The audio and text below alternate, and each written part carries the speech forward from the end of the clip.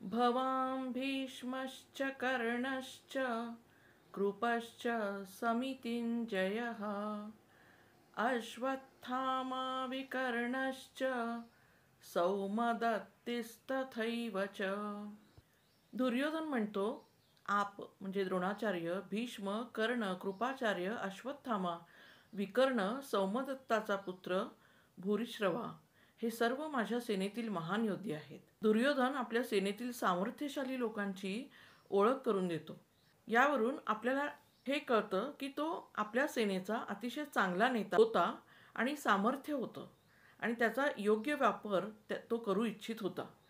आपणही आपल्या आयुष्यात ज्या लोकांबरोबर काम करतो त्यांची क्षमता ओळखणं आणि त्यावर विश्वास ठेवणं अतिशय महत्त्वाचं आहे.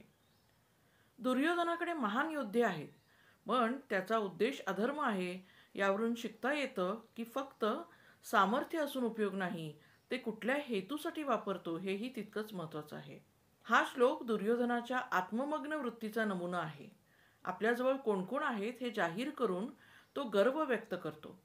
जीवनात आत्मविश्वास हवा, पण तो अहंकारात न बदलावा. दुर्योधनासारखे अनेक जण शक्तीवर गर्व करतात, पण सत्य आणि धर्माविरुद्ध जातात. याचा शेवट विनाशच असतो. आपल्याकडे असलेली संसाधने, ज्ञान वा सामर्थ्य याचा विनम्रतेने उपयोग करणं हेच योग्य असतं.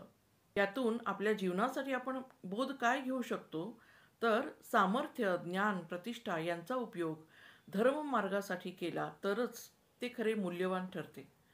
केवळ शक्तिशाली लोक आपल्या बाजूला आहेत म्हणून आपण योग्य आहोत असे नसते. सत्य व धर्म यांच्या बाजूने असलेली शक्तीच अखेरीस टिकते. श्रीकृष्णार्पणमस्तु.